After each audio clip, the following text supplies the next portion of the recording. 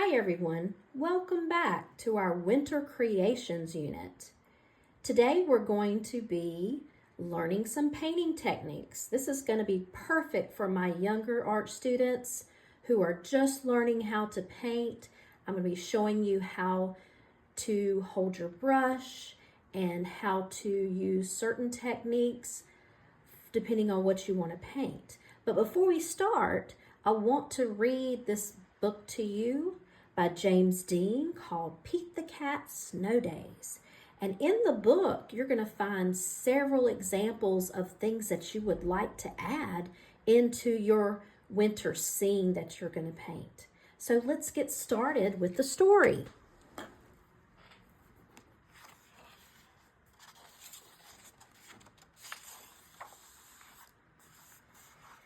Pete the cat wakes up and gets ready for school. He has show and tell today.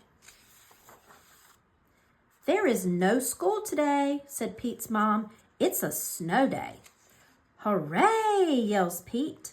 Let's go sledding, says Pete. Great idea, says his brother Bob. Pete puts on his hat, his boots, and his mittens. I'm ready to go, he says. On the way, Pete makes snowballs. He throws one at Bob. Bob throws one back. Pete makes a snow cat. Snow days are way more fun than school days. Sledding hill, here we come, says Pete. He can't wait to get there. Pete waves to Callie. Come sledding with us, he says. The hill is big. Trey and Emma look small at the top. Crunch, crunch goes the snow as Pete, Bob, and Callie go up, up, up. Whee! They yell as they go down, down, down. I love snow days, says Pete. On the way home, Pete and Bob stop at Trey's house. The hot chocolate is yummy. What a fun day, says Pete. Tomorrow at school, I'll tell my class all about it. Pete wakes up to more snow. It's not a school day, it's another snow day. So Pete makes a snow fort. He throws snowballs. He makes a snow dog. Then he has fun sledding. He can't wait to tell his teacher all about it. But the next day is a snow day too. There's too much snow. Pete and Bob can barely even open the front door. Before you go sledding, please shovel the walk, says Mom. But shoveling is hard work. When Pete is done, he's too tired to go sledding. Pete misses his teacher. He misses the other cats in his class. Pete can't wait to go back to school tomorrow. But when Pete wakes up, it's snowing. Oh no, he says, not another school day. Pete wants to go to school, so Pete plows the streets all by himself. The other cats rush outside. They help clear the snow. Everyone wants to go to school. The streets are clear and safe. The bus can drive. School is open. All the kids are excited to see their teacher. He has a snow day, show and tell. When it's Pete's turn, he tells everyone about the fun he had in the snow. I love snow days, says Pete, but I love school best. The end. I hope you guys enjoyed that because we're going to go back and look at all the fun things they did in the snow, like making a snow angel. These are all things you might want to include in your picture. He made a fort, and they threw snowballs, and they went sledding. These are all great ideas for your winter scene. So what we're going to do now is we're going to get some white paint. And I have that right here. And I've already put it on a plate. And we need a brush. I'm going to opt for pretty large brush. I do have a smaller brush that I may use a little bit later for some more details, but a good sized brush. And since we're talking about painting techniques, let's talk about how we hold our brush. Now, some people hold it way too close like they do their pencil, and they end up getting paint on their hands and then on our picture. You might want to hold it a little bit back, but not too far because it's really hard to control it. Okay, so what we're going to do is paint the ground first. And what you want to do is just simply dip into the paint. And I like to kind of stir it around a little bit, get a good amount on there, but notice it's not all up and down the brush. Then I'm going to start near the bottom of the paper. And let's say I want the ground to be nice and straight. I'm going to make a straight line across, and then I'm going to paint back the other way because there's still some paint on my brush. Dip, and then paint back and forth like this. Makes it nice and smooth. Back and forth. Dip, and then paint. You can do shorter areas like this. Notice how I'm holding the paper still with my other hand. Just smoothing along. Now, some people will paint like in circles, or they'll scrub with their brush. This is not a scrubber to clean your dishes. This is a brush that you're painting with. So we're going to smooth it across and back. Notice how the paper's wrinkling from the wet paint. Smooth across and back. Now, if you want to, you can paint right up to the edge. Even if it goes off a little bit, you can clean that up later. Just try not to lean over and get your clothes in it or stick your fingers all in it. Here's the edge. I'm just kind of dotting close to it and then brushing. You can brush smooth like this too. There's many, many techniques. I'm kind of going up and down there.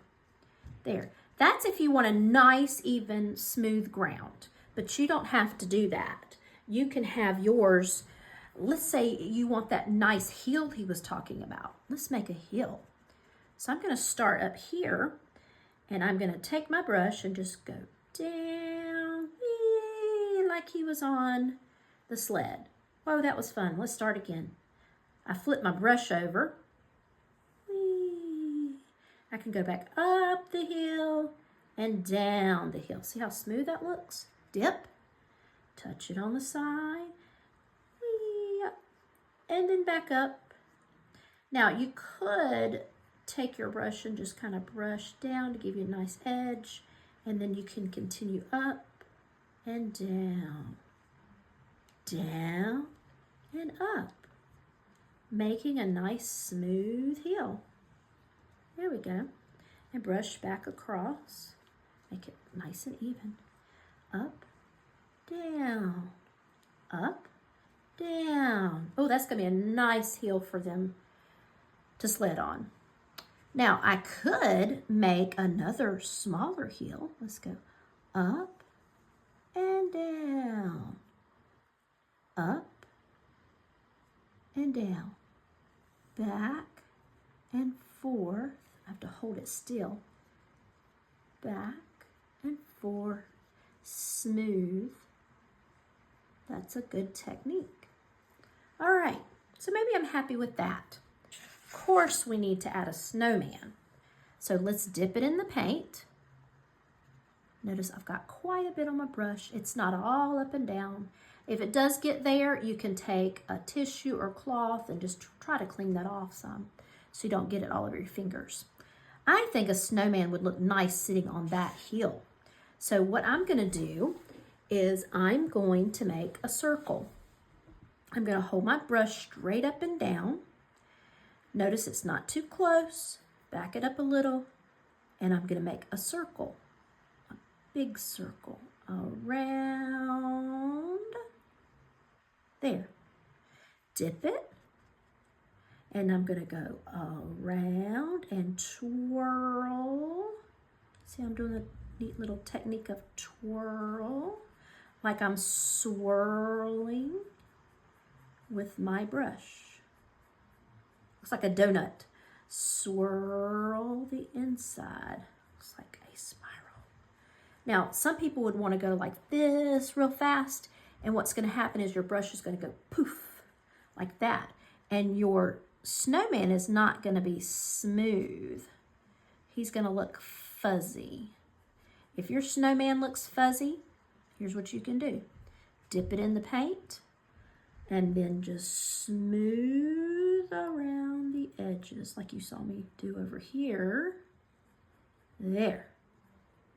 Now, you can add more to it later if he seems to be not quite bright enough. So we need another circle, straight up and down. Twirl like it's swirling. Twirl. Well, that's a big circle. Donut. Cover it up. They're the same size. Sometimes people like them to be smaller. But that's okay. Swirl and smooth him. And he needs a head.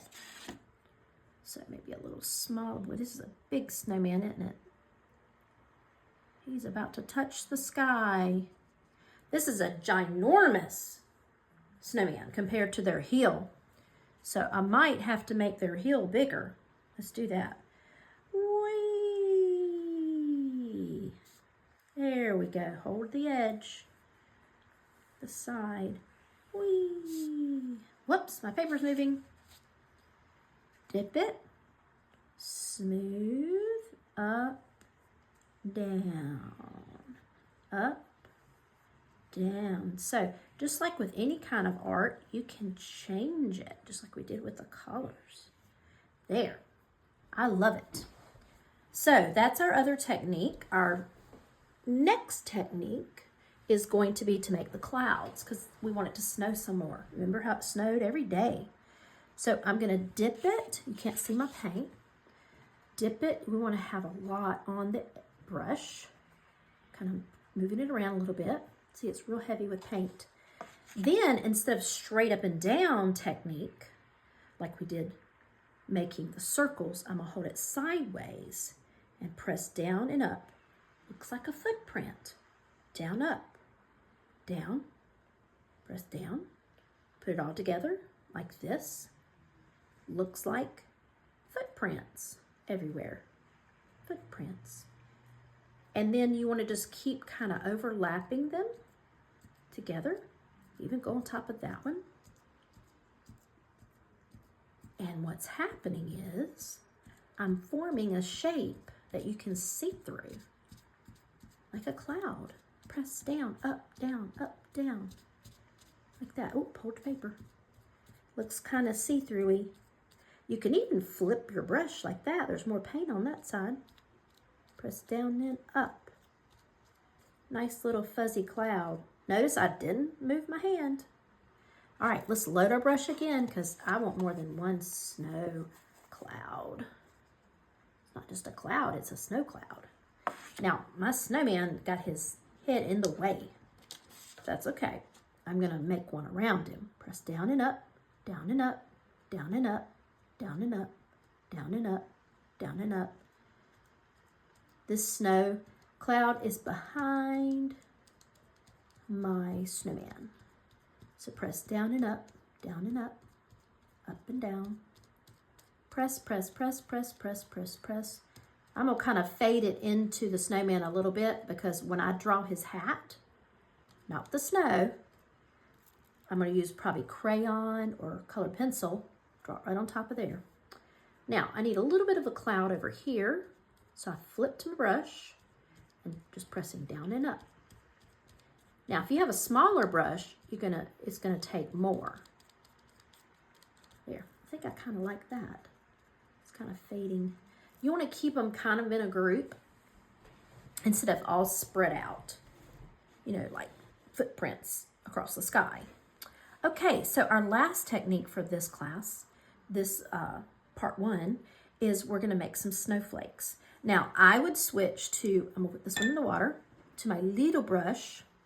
And notice how pointy it is. That's because when I wet it, I kind of twirled it around like that. Made it pointy. Okay, and then you're just gonna hold straight up and down and just dot, dot, and you want to jump. All different places. Jump, jump, jump, jump, jump, jump, everywhere. Whoop. Some of them are getting bigger. Now, if you smash it really hard, you're gonna have a big old snowball coming from the sky. Get more, touch it lightly. You don't want some of them to be bigger like that. Makes it look more realistic. So do have some that are bigger, like this. And then to fix your brush, you just twirl it like this. Twirl up against the plate or whatever you're painting on. See how it makes it pointy? Dip it in the paint. Touch. That's a fun technique of how to make your brush pointy. Pointy, pointy, pointy. It's snowing everywhere. Whoa, going too fast. Dip, twirl, twirl, dip.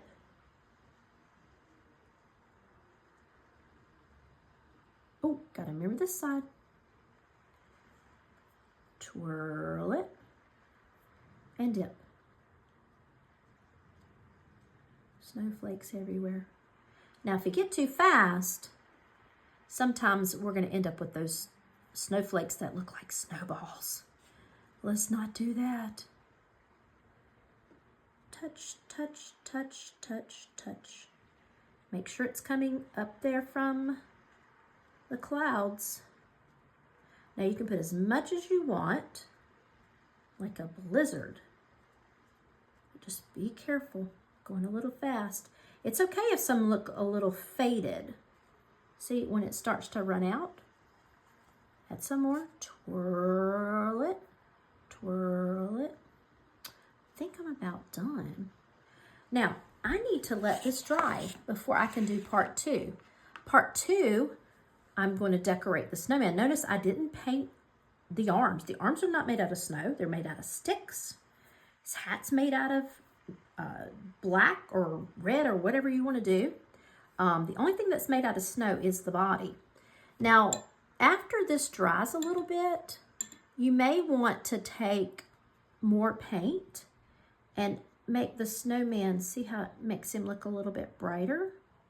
You could add more paint to him like this.